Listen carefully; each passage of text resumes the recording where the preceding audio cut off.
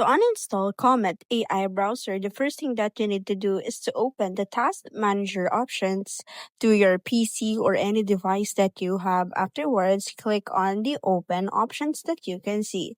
And then on the search options, make sure that you are going to search for the Comet AI browser. And then under the processes, you will see there the Comet AI browser application that has been installed to your device. Click on the three-line button that you can see at the right, and then afterwards click on the uninstall options that you can see under the modify.